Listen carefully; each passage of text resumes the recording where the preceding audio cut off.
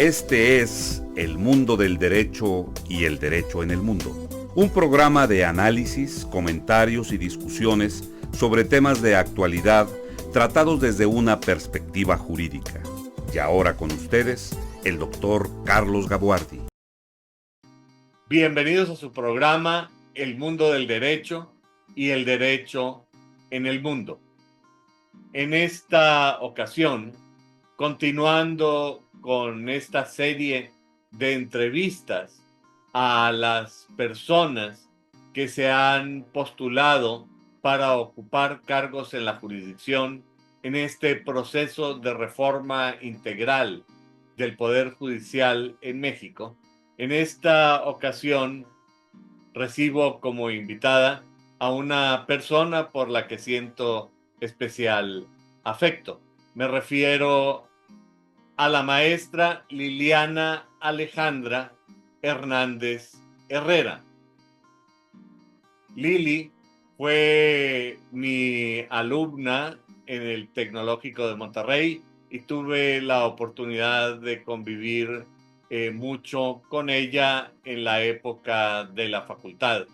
Posteriormente, ella inició una exitosa carrera dentro del Poder Judicial Federal, habiendo iniciado como oficial administrativo y poco a poco fue desarrollando su carrera hasta ocupar el cargo de secretario de Estudio y Cuenta en uno de los tribunales colegiados justamente de aquí del Cuarto Circuito en el estado de Nuevo León, y a lo largo de los años me ha tocado seguir coincidiendo con ella, así es que con gran gusto veo su propósito de postularse para ocupar el cargo de magistrada de un tribunal colegiado en materia laboral, también aquí en el Cuarto Circuito del estado de Nuevo León. Lili, muchas gracias por haber aceptado la invitación para compartir conmigo estos micrófonos, y yo quisiera hacerte la primera pregunta, la pregunta que es obligada: ¿qué fue lo que te motivó a ti para postular tu candidatura para este importante cargo de magistrada de un tribunal colegiado en materia laboral? Muchas gracias, querido maestro. Pues primero agradecerle por su espacio aquí en este canal, Unidad Jurídica. Es un honor para mí estar con usted. Le tengo muchísimo respeto y admiración, y que hoy pues esté en esta entrevista me llena de mucha gratitud. Pues en realidad siempre he tenido un amor muy grande por la justicia. Siento que hay personas que a veces sentimos el llamado al servicio público, que fue lo que me pasó a mí. Yo pues siendo estudiante en el Tecnológico de Monterrey, ya ve que pues había un maestro muy conocido, el magistrado Jorge Mesa, que daba también clases ahí, y pues hubo esta oportunidad de ingresar al Poder Judicial de la Federación. Y sin dudarlo, la tomé porque pues obviamente como jóvenes queremos crecer, queremos abrirnos un camino, sobre todo pues los estudiantes de derecho queremos ir haciendo nuestros escalones, ¿no? En la carrera jurídica. Y desde que llegué al Poder Judicial de la Federación me atrapó todo lo que fue la protección de los derechos humanos. Yo creo que es uno de los lugares en los que es más palpable todo lo del estudio de derechos humanos, porque pues finalmente no solamente vemos el amparo contra actos, sino también contra normas que tengan algún tinte o no de alguna inconstitucionalidad, y eso nos obliga a conocer ampliamente los derechos humanos, sus alcances en la Constitución y en los tratados.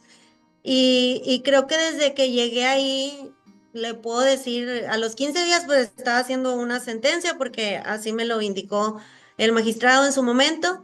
Y después también el convivir con las personas que iban a pedir justicia, escucharlos, me movió muchísimo. Hubo una persona, de hecho, que yo recuerdo mucho recién recién ingresé yo al Poder Judicial, que era una señora que había fallecido su esposo y ella estaba pidiendo su pensión de viudez.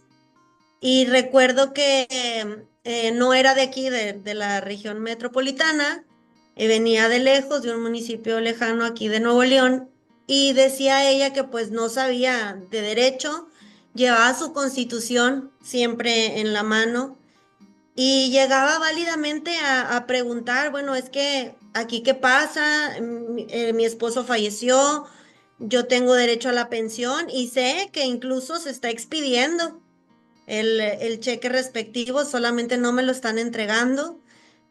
Resultaba que le decían que había como una incompatibilidad con su pensión porque ella estaba recibiendo otra pensión además. Finalmente, digo, ahí hay criterio de la Suprema Corte acerca de la compatibilidad de las pensiones y se le concedió el amparo para que pues le reconocieran el derecho a esa pensión, que además le digo, o sea, ella tenía conocimiento y llevó pruebas en donde se estaba expidiendo y solamente le daban una razón distinta. Y yo me acuerdo que cuando tuve ese encuentro con esa señora, dije, es que es tan importante la labor que hacemos. El verla a ella con su constitución me hizo a mí como sentir 3 veces el compromiso de que teníamos que saber de derechos humanos, teníamos que saber el derecho en el caso de la seguridad social y teníamos que ver cómo sí, o sea, cómo sí podía reconocérsele el derecho. Y le digo, fue uno de los casos que a mí me movió mucho y de ahí en adelante ya, pues ahora sí que la impartición de justicia se ha convertido en una convicción muy grande en mi vida, en un compromiso muy grande, porque son muchos sacrificios, pero al final creo que la satisfacción que produce al mismo tiempo es, al menos para mí, inimaginable. Yo me siento totalmente plena haciendo lo que hago, me voy a dormir con una conciencia muy tranquila, siempre me he conducido con honestidad. Y, y el compromiso que le digo de estarse actualizando todo el tiempo me ha llevado a mí a tener una carrera en la que estoy convencida que podemos hacer un impacto positivo en las personas, sobre todo, pues, como sabe, pues en materia de amparo, finalmente son contra actos de autoridad o contra normas, entonces, sí, el impacto que se hace a las personas es un impacto real y muy grande. Veo con gusto que tú sí leíste la plaquita esa que hay en el exterior de todos los edificios del Poder Judicial que dice que todo el que comparezca ante estas autoridades eh, y reclame justicia, la reciba. Y me da mucho gusto, me conmueve especialmente saber que tienes esa sensibilidad y esa proclividad no solamente a aplicar la norma procesal, sino a buscar la realización de la justicia.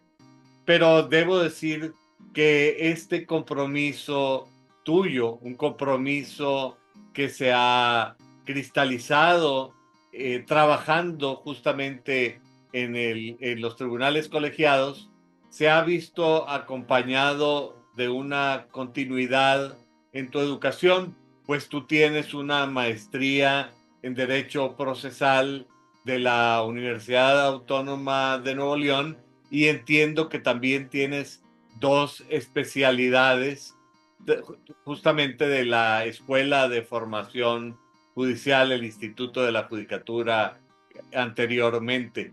Y tú has decidido en orientar tu labor profesional hacia el área laboral y me parece que esto es un reto en sí mismo, sobre todo en un momento en que el marco jurídico laboral está en un proceso de consolidación de una reforma muy importante. ¿Quisieras conversarme qué es lo que ha significado esta reforma y cuáles son los aspectos principales que tú ves en ella? Claro, maestro. Fíjese que de hecho, aunado a la pregunta que me estaba diciendo también hace rato, el tema de la materia del trabajo a mí me llevó a postularme por esta materia, porque precisamente como usted bien lo comenta, tuvimos las reformas más importantes de los últimos 100 años en materia del trabajo en 2012 y 2019. Y se lo digo también como parte de pues experiencia, pero también al mismo tiempo de un aspecto de juventud. Cuando yo ingresé, vi la reforma en materia de derechos humanos de 2011 como una oportunidad muy grande para crecer, porque nadie sabía los alcances de la misma. Venía todo el control de convencionalidad y ex oficio, y no sabíamos realmente hasta dónde podía alcanzar este marco protector ya a nivel internacional, el impacto que iba a tener. De por sí ya teníamos tanto cuestionamiento, si la Constitución o los tratados y cuál estaba encima o no de uno del otro. Entonces, cuando se viene esta reforma, para mí fue un parteaguas en mi carrera porque empecé a hacer diversos cursos y creo que eso me llegó a distinguirme en su momento.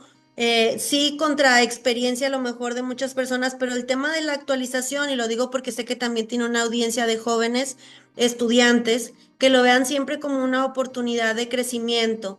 El derecho, como sabemos, va cambiando momento a momento. Inclusive esta reforma judicial no la teníamos hace un año. Entonces, esa es la importancia de estar actualizados y lo que nos permite también a nosotros entrar en un papel competitivo, laboralmente hablando, ¿verdad? Y en tema de la reforma en materia del trabajo, a mí en lo personal me movió mucho este sistema porque desde adentro del Poder Judicial hemos visto que pues el trabajo es demasiado, hay exceso de asuntos, sobre todo en tema de pandemia. Llegó a ser que todos los órganos jurisdiccionales se triplicaran en asuntos. Entonces, cuando se viene toda esta Se reforma, triplicara el trabajo, no el número de órganos ni el personal dedicado a resolverlos. sí, exactamente. Y aparte, en realidad cuando fue la pandemia hubo un tiempo que paramos la labor en lo que, digo, a nivel país se paralizó todo, entre que no sabíamos si podíamos o no salir. Algunas personas iban para temas de como Secretaría de Acuerdos, pero en realidad las listas se paralizaron en aquel entonces porque obviamente pues era no exponer a las personas. Después ya se fue escalonando, se fue haciendo trabajo a distancia, pero inclusive pues en materia del trabajo se reconoció el teletrabajo, o sea, empezamos como muchos cambios, y yo ahí logré ver que este sistema tiene muchos beneficios en materia de justicia, porque aparte que pues es preponderantemente oral, y permite también mucho la intervención de las personas juzgadoras. Obviamente uno de los principios, que es el de inmediación, pues permite que todas las audiencias, y no permite nada más, obliga a que todos los juzgadores estén ahí presentes durante la etapa de juicio. Y, y yo veía cómo entraban diversos principios que me parecen, no quiero decir revolucionarios, pero sí que creo que debe haber un eco en otras materias. El principio de realidad, por ejemplo, que pues ya las personas juzgadoras tenían que estar viendo si lo que te están diciendo con las pruebas o con los documentos que te anexen coincide o no con lo que realmente uno percibe. Entonces empecé yo a ver como que nos íbamos saliendo de la estructura normal que tenemos en los asuntos, que normalmente pues tú me entregas las pruebas, y obviamente los plazos pues son muy estrictos, pero en tema de pruebas, en tema de argumentos, yo veía que había un marco todavía más amplio. Obviamente hay figuras como la suplencia de la queja, que permite que si no te hacen argumentos a lo mejor idóneos y que tú tengas por obligación y también en respeto a los derechos humanos que suplir esa argumentación, y también escala hasta materia probatoria, pero yo veía que aquí iba todavía más allá. se iba más allá todavía la suplencia, porque era si yo estoy viendo en la realidad o en los hechos algo distinto a lo que tú me preparaste procesalmente hablando, tengo la facultad de pedir distintas pruebas, ¿no? Entonces, obviamente todo este sistema para mí vino a ser una luz creo que para el sistema jurídico mexicano, creo que debe haber eco en distintas materias. Obviamente, pues en la parte de la magistratura venimos a revisar todas esas actuaciones. Entonces, sí, yo creo que los principios en materia del trabajo han venido a ser un parteaguas muy importante. E inclusive, por ejemplo, también otra de las reformas en materia del trabajo es el tema de los sindicatos, que yo veía ahí, por ejemplo, cómo estadísticamente la realidad con lo que pasaba en el sistema no coincidía. Veía yo que tenemos unos de los salarios más precarios en el país, digo, en el país, en el mundo, como país, y, y sin embargo no había huelgas, por ejemplo. Entonces, todos estos temas me fui metiendo a profundidad porque me parecieron muy interesantes. Yo decía, por qué no tenemos huelga? Y ni siquiera, pues se llegaba como a ese punto. Después veía que las juntas de conciliación normalmente, pues, conciliaban antes de llegar a estos temas que finalmente son un derecho colectivo. Entonces sí empecé a ver que esta reforma impactaba no solo en los derechos individuales, sino trascendía como país, porque finalmente pues es la protección sobre todo de la base trabajadora a nivel masivo. Entonces, pues también al igual que la reforma judicial, se pasa por un proceso para elegir a las directivas sindicales con el voto libre, secreto, directo, que ahora pues viene a ser muy protegido. Está también el tema del recuento de votos para ver que efectivamente sea la decisión de la base trabajadora. Entonces, todos estos temas a mí me fueron sensibilizando mucho, que dije, quiero ser parte de este sistema en materia del trabajo. Creo que tenemos un gran camino por recorrer y sobre todo también en la parte de las magistraturas, al momento de ser quien revisa la actuación de este proceso, pensé que era indispensable estar actualizados para poder velar precisamente porque el procedimiento se siga como lo indica la ley. Y también, pues obviamente, con el marco protector de los derechos humanos. Fíjate qué importante esto que tú me estás diciendo y cómo tú haces una síntesis de estos dos aspectos tan importantes. Por un lado, la revolución constitucional en materia de derechos humanos, que es como siempre debió haberse considerado, el derecho centrado en la dignidad de la persona. Y por otro lado, tú me comentas toda esta revolución tecnológica que de alguna manera debe estar orientada a la búsqueda de la justicia más allá de las formas. Eventualmente, a mí me gustaría preguntarte cómo se encauzan estos dos aspectos dentro del cauce del proceso y sin violentar el orden jurídico, pero tratando de encontrar la justicia.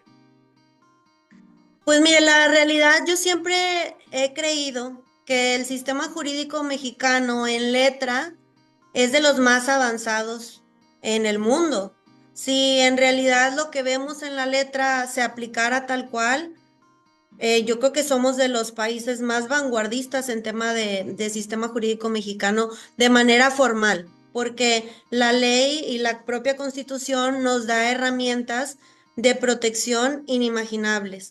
El tema de los derechos humanos, yo creo que, pues en respuesta a lo que me dice, la propia ley no solo nos da la pauta, nos obliga a todas las autoridades a velar por la protección de los derechos humanos en el marco de que tenemos que protegerlos, promoverlos, respetarlos y garantizarlos, y no solo al marco constitucional, que de por sí, pues también nuestra constitución es bastante amplia en materia de derechos humanos.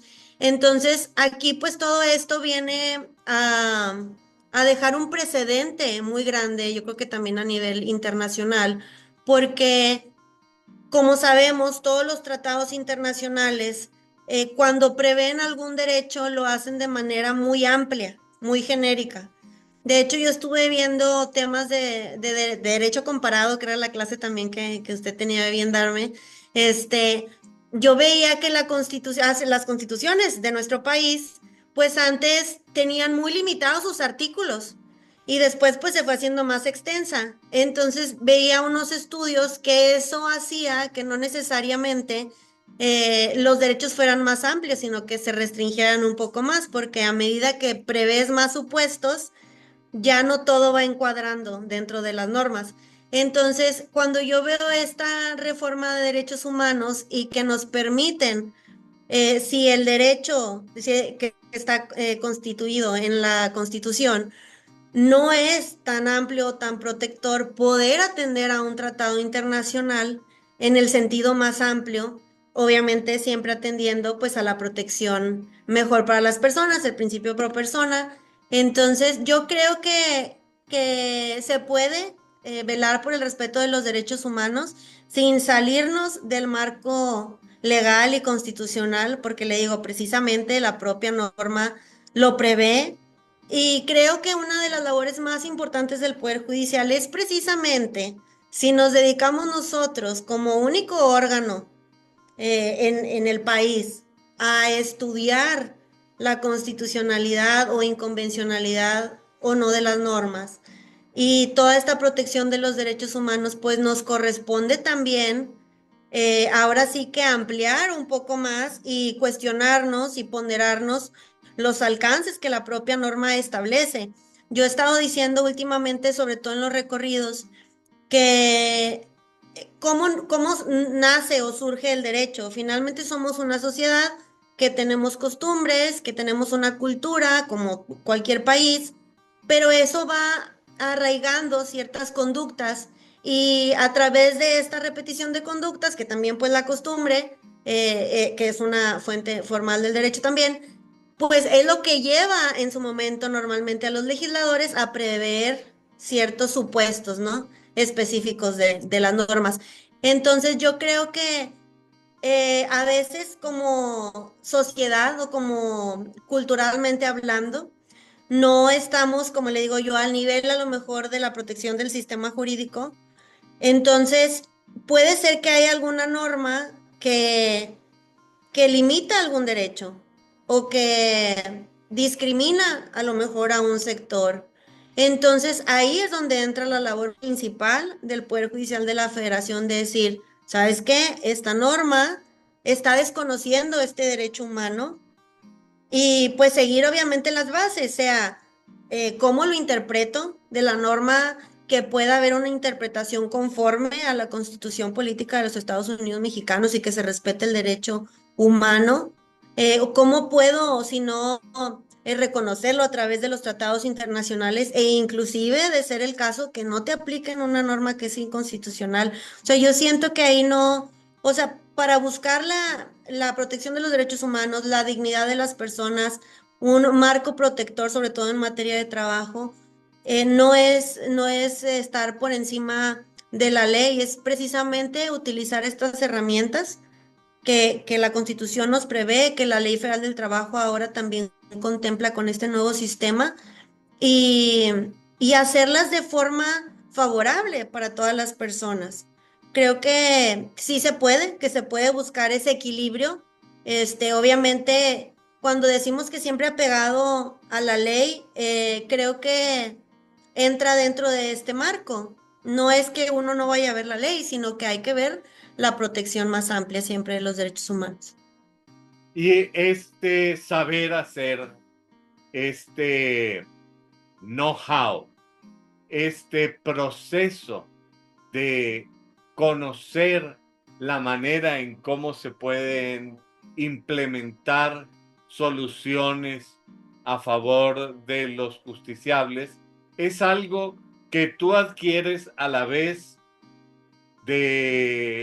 a través de tu sensibilidad en la búsqueda de la justicia, pero también a través de la experiencia ganada y la formación recibida en las aulas.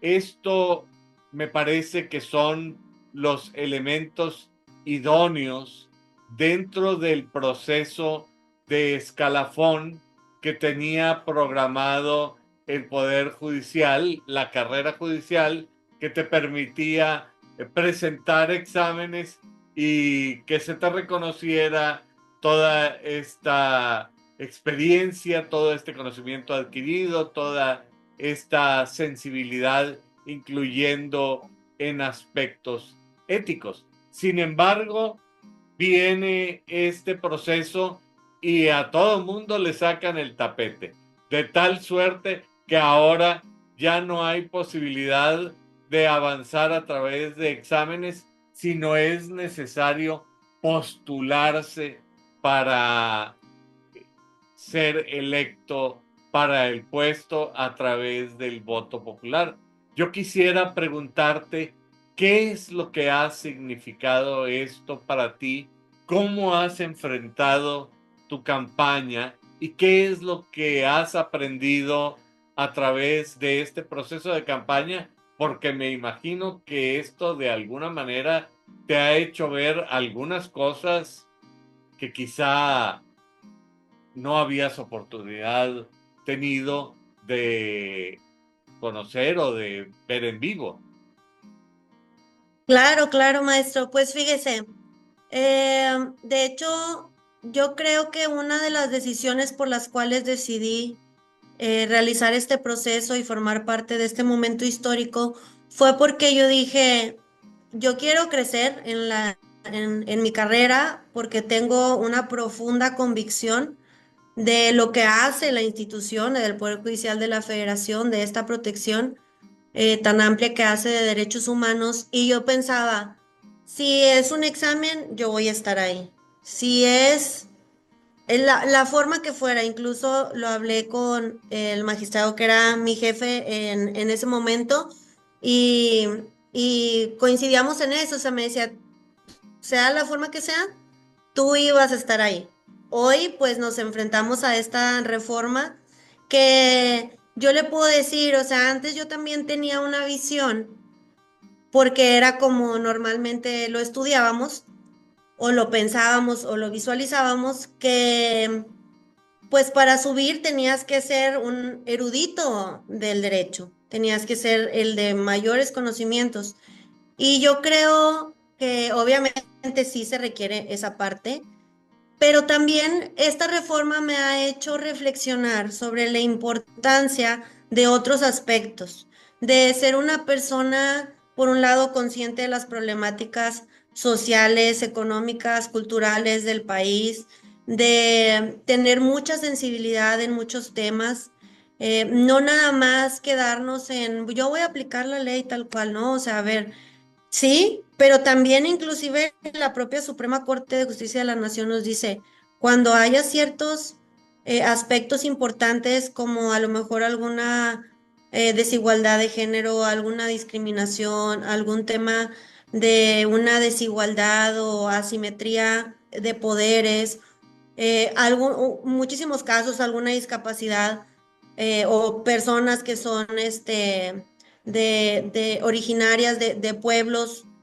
aquí en México, o sea, etcétera. Hay muchos temas en los cuales nosotros tenemos que sacar una lupa más grande, ¿verdad? Entonces, yo creo que este tema de la sensibilidad, de la empatía, de tener una buena escucha, de la transparencia, porque la ley finalmente siempre previó que para ser personas juzgadoras debías gozar también de buena fama, aparte de tus conocimientos, y creo que este momento histórico viene a traer esta transparencia, en cierta forma, de los perfiles. En lo personal, pues yo siento que nunca pensé estar a lo mejor en un proceso de campaña, porque pues nuestra labor era muy distinta. Es más, yo decía o sea, en estos días comentaba yo jamás pensé que iba a decir, tengo mi maestría, tengo mis dos especialidades, tengo estos cursos, porque lo hacíamos genuinamente por estar actualizados, por dar el ancho que requiere la labor jurisdiccional. Y ahora que estamos en la campaña, yo decía, a veces hasta a uno le cuesta como hacerte esta autopropaganda de por qué confiar en uno, pero sí creo que es obviamente importante el hablar de esos temas porque le permite a las personas que van a votar y que vamos a votar yo también, saber los perfiles más idóneos, pero le digo, no nada más desde el nivel capacidad intelectual, sino también de una cuestión de tener humanidad para poder ver los asuntos con la magnitud y la sensibilidad que requieren. Porque yo siempre lo he dicho desde que inicié en el Poder Judicial, nosotros cuando llegamos ahí, creo yo, y es lo que al menos yo hago personalmente, yo llego ahí y me olvido de todos los problemas o no que pueda haber en el mundo, en casa, en las amistades, en todos lados, en la familia, es enfocarte en el asunto que tienes por delante, en tener esa sensibilidad de poder desentrañar cuál es la problemática jurídica que se está presentando, del impacto, ¿no?, que tiene, y así realizar una propuesta de resolución de un asunto. Entonces sí creo que hoy en día que se requieren muchos aspectos también, que seamos personas también coherentes en nuestra vida. Creo que también esta transparencia permite o no que se verifique eso en los perfiles, que haya alguien que diga, ay, o tú dices estas propuestas, pero a lo mejor no las tienes implementadas o no comulgas en realidad con ellas. Creo que esto permite, tiene sus aspectos positivos de, de que se busquen estos perfiles también, que sean coherentes, que sean idóneos, que sean honestos, que sean sensibles, que sean cercanos. Además, obviamente, del básico que tiene que haber de ser imparciales, de ser objetivos, de tener actualización, trayectoria, etcétera. Como retos, ¿qué más le puedo decir? Pues a mí en realidad salir a los recorridos, me tocaron 18 municipios, ya llevo recorridos 11, 12 municipios, si mal no estoy. Ha sido muy enriquecedor. Obviamente, uno sabe que a veces lo que hacemos en el Poder Judicial de la Federación, como tiene una parte muy técnica, a veces es pues de desconocimiento, ¿no?, general, pero me ha hecho como replantearme la importancia y me ha hecho que tenga una especial reflexión de cómo podemos nosotros, y también si el día de mañana llego a estar como magistrada, mi compromiso de qué medidas tengo que tomar para que haya eco sobre la labor que hacemos y a todos los niveles, porque va uno al recorrido y de repente nos preguntan temas que son de otros poderes, nos preguntan temas que no son del Poder Judicial Federal, a lo mejor son del Poder Judicial del Estado, le digo, del Poder Ejecutivo, de otras materias. Yo les digo, voy para magistrar en materia del trabajo, los derechos laborales, empiezo a explicar el de la parte empleadora, y mucha gente me empieza a hacer otras preguntas de materia penal, de materia civil. Pero lo que sí me he llevado, sobre todo de experiencia interna muy positiva, es que las personas necesitan ser escuchadas, necesitan una guía en todo nuestro sistema jurídico mexicano. Nosotros necesitamos también dejar a un lado lo técnico. Aquí nuestra conversación ha sido un tanto técnica porque también yo sé, usted también con doctor, por favor, pues obviamente también tenemos aspectos técnicos, pero en las calles es necesario que si alguien no estudió derecho, me entienda lo que yo le estoy diciendo, y creo que es uno de los retos más importantes que tenemos por delante, sentencias claras. A lo largo del Poder Judicial hemos visto, yo de hecho cuando entré en 2008, recuerdo las sentencias que eran 150 hojas y yo decía, más larga que una tesis, esto parece un libro, Y sí que padre que haya mucha profundidad, pero creo que a veces esa profundidad de estudio, de análisis, puede quedar para uno. Y ya al momento de dar la solución, necesita ser concreto. Al final de cuentas, yo veía que incluso los propios abogados, al momento de pedir el engrose de su sentencia, veían el resolutivo, me amparó o no me amparó. Y ya no se metían tampoco, si me hiciste 150 hojas, déjame, no. Entonces, creo yo que esa es una de las partes importantes también. Si las personas en general hay un desconocimiento de lo que hacemos, hay un desconocimiento del alcance de las sentencias y a nosotros nos corresponde esa parte, ¿cómo las vamos a hacer claras, sencillas, entendibles? Una simplificación de sentencias para que en términos muy sencillos se puedan entender la problemática. La Suprema Corte de Justicia de la Nación incluso ha tenido diversos, este, pues, formatos de sentencias en formato sencillo y accesible. Yo creo que esa es una de las partes que tenemos que aplicar, pero en forma general.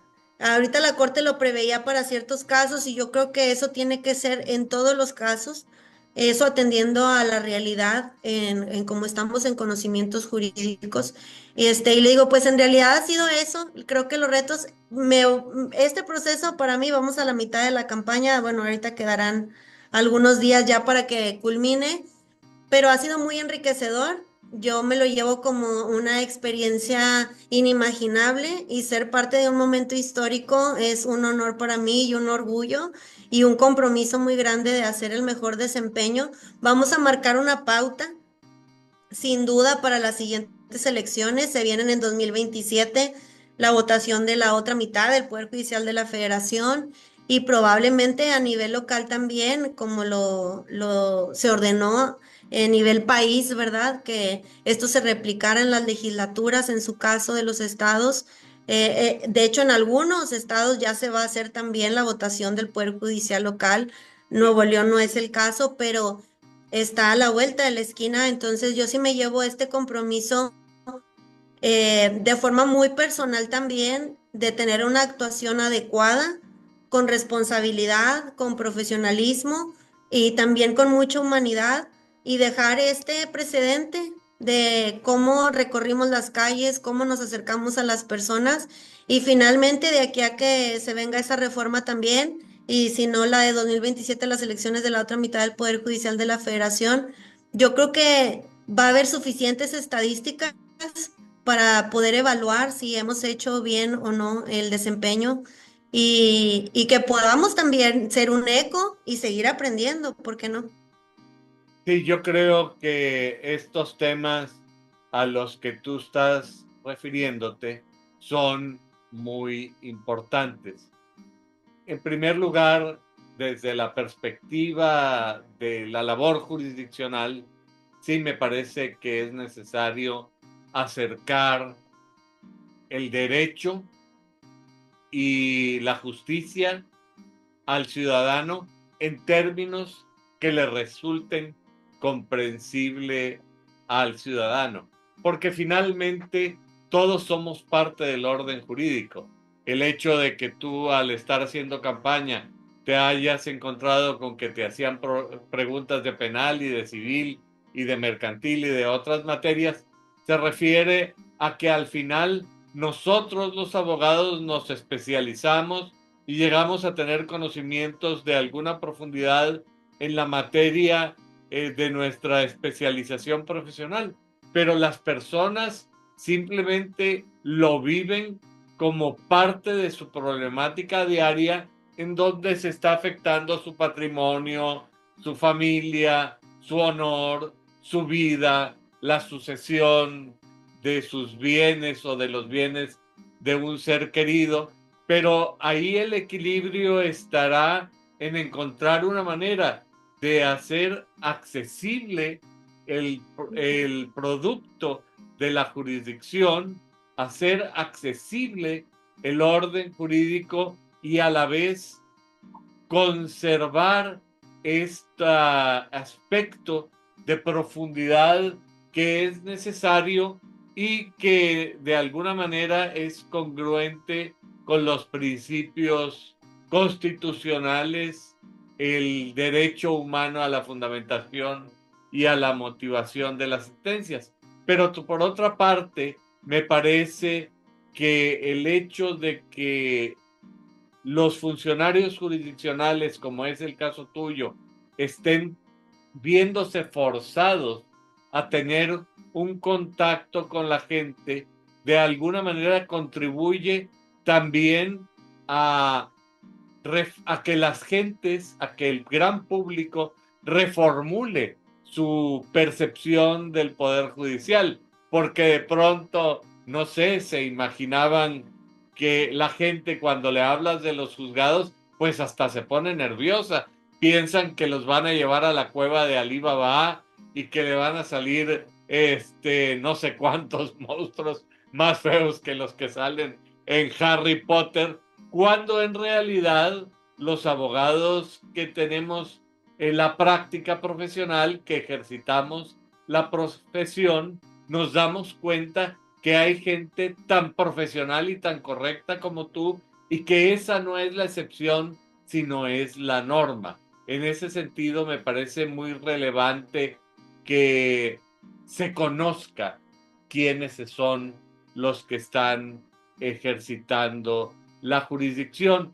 Y tomando en cuenta estos elementos, a mí me gustaría pedirte que tú me ayudaras a decirme cuál es la visión que tú tienes de esta función jurisdiccional y cómo la aterrizarías dentro del ámbito de ejercicio de este tribunal colegiado en materia laboral al que te has postulado.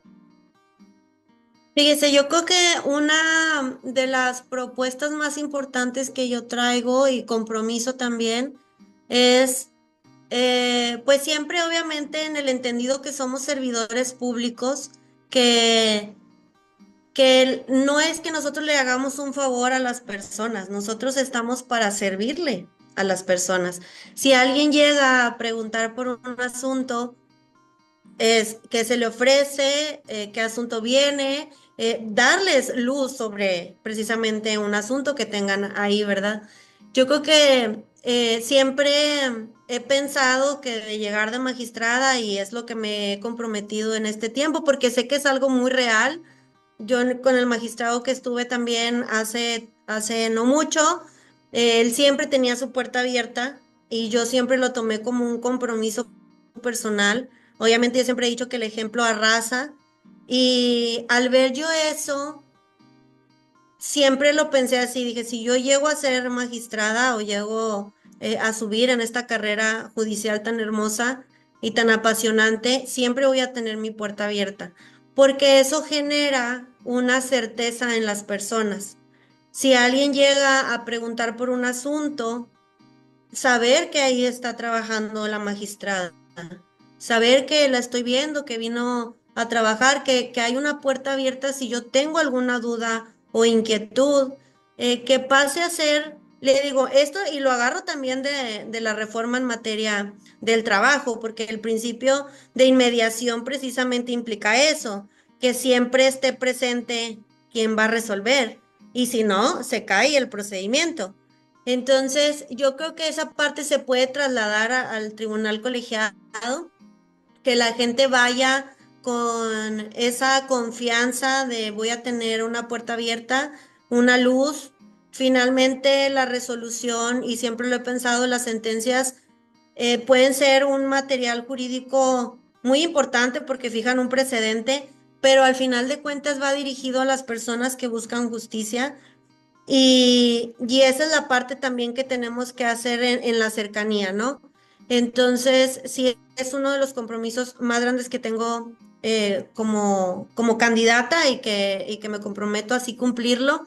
Y también creo que el tema del conocimiento desde adentro de un órgano jurisdiccional te permite ver la cantidad de trabajo que hay, y te permite ver que no es nada más tampoco el tema de la impartición de justicia de forma general, sino también que necesitas tener conocimiento de cuestiones administrativas, de cuestiones de dirección. Al final de cuentas, eres la cabeza de un órgano jurisdiccional, eres el ejemplo, por un lado, a seguir, porque es tu equipo de trabajo, y, y también el ser un buen líder en esa parte, porque vas a tener un equipo de trabajo que si haces una excelente sinergia, si hay esta parte de la humanidad, si haces el eco suficiente, yo creo que se pueden hacer grandes cosas como órgano jurisdiccional, que puede haber una retroalimentación muy importante en el trabajo y que eso va a ayudar finalmente a que vaya fluyendo este ritmo que se requiere para los asuntos. También otro tema que vemos mucho es, y pasa, o sea, puede haber un órgano jurisdiccional que de repente tenga un magistrado o magistrada, 400 asuntos nada más en la ponencia. Entonces, ¿qué vamos a hacer frente a esto? Yo creo que ahí es importante varios temas. Uno, obviamente saber trabajar en equipo, tomar en cuenta que hay que reducir números. Si al final de cuentas los casos no son solo expedientes, hay personas detrás. Sí tenemos que ver como quiera cómo hacerlo posible. Ahora sí que el derecho que se contempla en el artículo 17 constitucional, cómo vamos a tener una justicia pronta y expedita. Y eso implica, pues, ir viendo a lo mejor, y que todo se puede hacer también en un órgano jurisdiccional, porque todo está en tener un consenso también finalmente con los demás titulares. De la cantidad de asuntos que se puedan sacar. Hay muchas veces, y también eso se ve mucho en materia del trabajo, que hay asuntos muy similares. En este sentido, ¿cuáles son los principales retos que se enfrentan en el ejercicio de la jurisdicción? Pues en el entendimiento que hay un número de casos significativo, que puede haber ocasiones en donde la cantidad de asuntos que tenga un titular o una magistrada en este caso, que puede llegar a ser de 400 asuntos por ponencia o más, ¿verdad? Puede variar dependiendo muchos factores. Yo creo que es importante que pues nosotros, ese también es uno de mis compromisos, el ir viendo las formas de trabajar en equipo para que podamos disminuir estas cargas de asuntos tan grandes que hay, porque finalmente la gente espera justicia, y la justicia, para que pues el derecho se respete en su integridad, tiene que ser pronta y tiene que ser expedita. Entonces, yo creo que es importante, y que es una de las cosas que se pueden hacer también. Pues yo me juntaría con mi equipo de trabajo, con los secretarias de tribunal, e inclusive con oficiales administrativos, para ver la forma en la que podemos trabajar e ir desahogando de forma eficiente la cantidad de asuntos.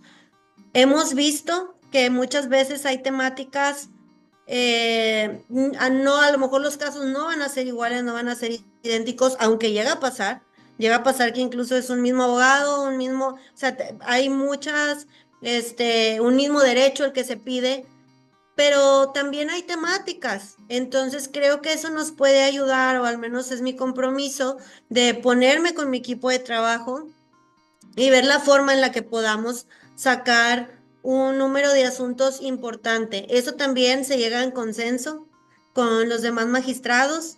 Yo me comprometo también a pues tener una buena integración, al menos de mi parte, en aras del bien común, y sobre todo también de la armonía de un órgano jurisdiccional, para finalmente pues entregar buenos resultados a la ciudadanía y al pueblo de México, que es finalmente lo que esperan, que sus asuntos se resuelvan no solo bien y no solo de forma fundada y motivada, sino también de forma accesible, pero además de forma pronta y expedita.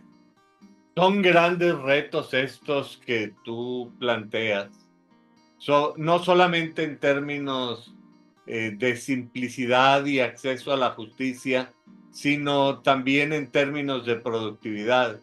Aunque al hablar de productividad, aquí desde luego que no podemos aplicar un modelo de producción industrial, porque emitir sentencias no es la fabricación impersonal de un producto. Son 400 asuntos en los que hay personas individuales con su propia historia que afecta su propia vida, y solo Dios sabe hasta dónde puede trascender la resolución de un solo asunto. Y en este sentido, la independencia judicial es uno de los grandes valores que se han promovido, no solamente ahora recientemente, sino a través de la historia. La independencia judicial se refiere a uno de los baluartes del equilibrio entre los poderes de la Unión, los poderes legislativo y ejecutivo. Sin embargo, ahora se ha despejado la duda respecto a los perfiles. Vemos gente como tú, con su preparación, con su experiencia, que es muy digna. Sin embargo, el tema de las influencias indebidas, principalmente por parte del Ejecutivo, es uno de los grandes cuestionamientos que se hace. Y realmente que el hecho de que los funcionarios que ejercen la jurisdicción, incluyendo los magistrados, estarán sujetos a un tribunal de disciplina judicial que solo Dios sabe hasta dónde pondrá sus límites. ¿Qué me puedes decir sobre esto? Pues mira, yo pienso que este proceso histórico permite, por un lado, reconocer que las personas que lleguemos a estos puestos, que espero así sea, con el voto de la gente, podamos decir precisamente que estamos ahí porque el pueblo y la ciudadanía nos avaló. No nos están designando tampoco ningún poder. Ahora sí que finalmente será la votación popular, el propio pueblo quien diga quiénes estemos ahí, y es a quienes les vamos a tener que rendir cuentas. El Tribunal de Disciplina pues viene a ser un órgano muy importante en esta reforma.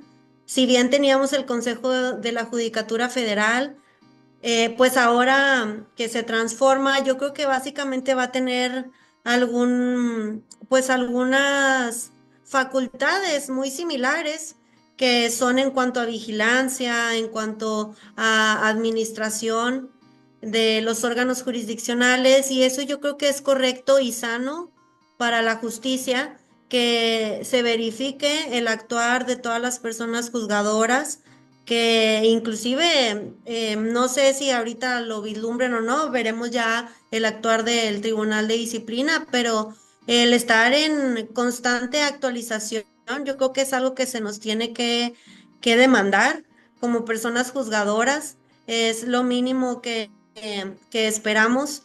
Es como si hay, pues no sé, digamos un médico y a lo mejor haya sido alguien muy inteligente en su momento, en sus técnicas, pero a lo mejor después de 30 años las técnicas han cambiado, y así como evoluciona el derecho, las personas juzgadoras tenemos que evolucionar. Necesitamos estar en constante actualización y también abrirnos a la nueva realidad del país. Yo creo que el tema de los medios digitales, también lo decía ahorita cuando iniciaba su pregunta, pues obviamente si tenemos 400 asuntos y detrás de ellos hay un rostro humano, obviamente que requiere mucha sensibilidad, pero también creo que debemos de ser visionarios en cómo se va desarrollando el derecho a lo largo de estos tiempos, en donde la tecnología ya representa un papel muy importante en nuestra vida. Ya no es el futuro, es el presente.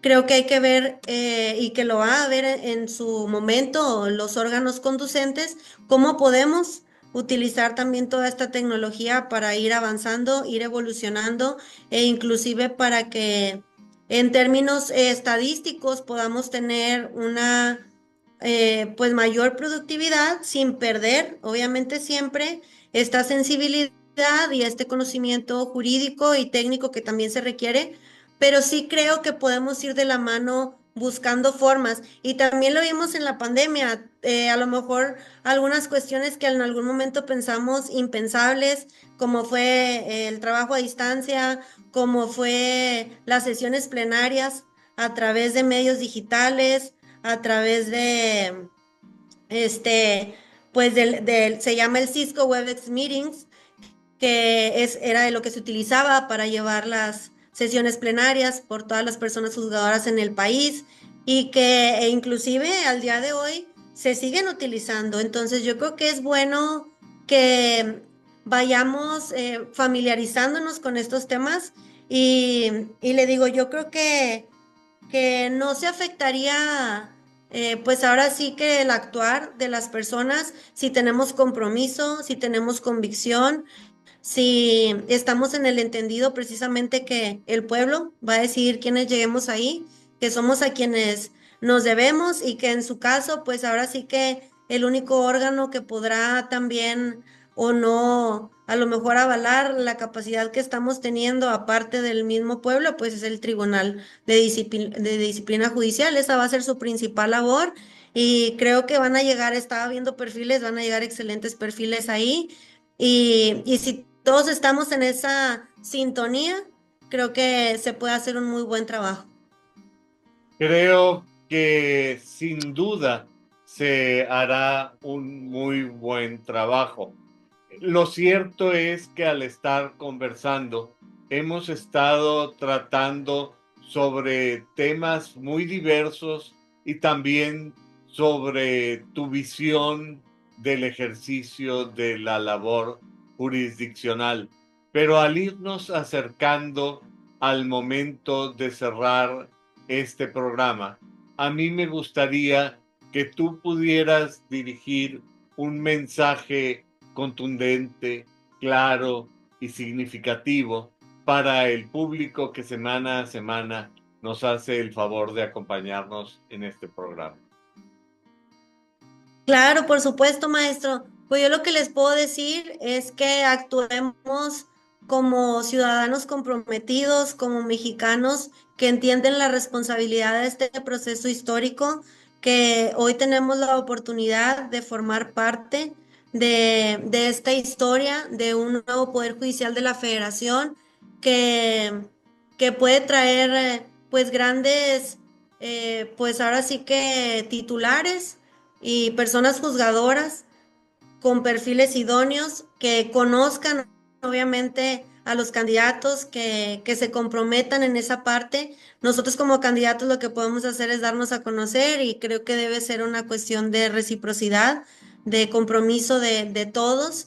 Y pues bueno, a mí me tocan 18 municipios, el distrito 2 es donde van a poder votar por mí. Y soy el número 05 en la boleta rosa. Si me permite, le digo los municipios aquí aprovechando la tecnología, como le decía, para no errarle ahí, porque pues sí son 18 y no quiero ahora sí que nada más quedar en la memoria. Es Allende, Apodaca, Arramberri, Doctor Arroyo, Escobedo, Galeana, General Terán, General Zaragoza, Guadalupe, es una parte de Guadalupe, Gualahuises, Iturbide, Linares, Mier y Noriega, Montemorelos, una parte de Monterrey que es el centro y sur de Monterrey, Rayones, Santiago y San Nicolás de los Garza. Si están en esos municipios, yo les pido pues el voto de confianza. Siempre cuenten con mi compromiso, con mi experiencia, con la total convicción del servicio público que requiere de una actualización constante, que requiere de humanidad y que pues siempre van a estar abiertas las puertas en el tribunal colegiado. Si tengo a bien formar parte de uno, siempre cualquier inquietud, mi compromiso más grande es acercar la justicia a todas las personas que lleguen a pedirlo así. Me encuentran, como les decía, en la boleta rosa con el número 05. Solamente hay que ponerlo en el cuadrito y también digo, se puede y eso creo que es importante también mencionarlo.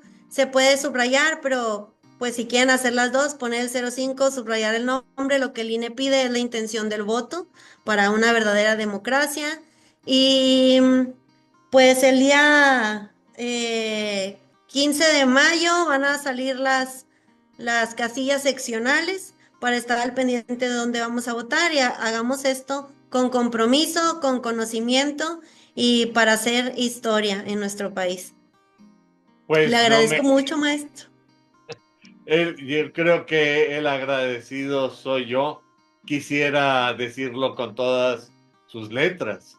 Quiero agradecer muy sincera y profundamente a la maestra Liliana Alejandra Hernández Herrera por su participación en este programa. La pueden encontrar en la boleta rosa con el número 5 y es Cero muy cinco, con el perdón. número 05. Sí, es muy importante que cada uno de nosotros ejerzamos nuestro derecho a voto. Es la ocasión en que tenemos la oportunidad de activamente participar en la construcción de la democracia. Y al público que semana a semana nos hace el favor de acompañarnos en este programa, les recuerdo que nuestro propósito es tratar con profundidad este tipo de temas. Y si a ustedes les parece importante que los comentemos y discutamos, yo los invitaría para que le den un me gusta a este programa, para que se suscriban a este canal, porque son los medios que el algoritmo de YouTube utiliza para darle mayor difusión a este programa. Y sin más por el momento, me despido. Hasta la próxima semana. Muchas gracias, Lili. Gracias, maestro.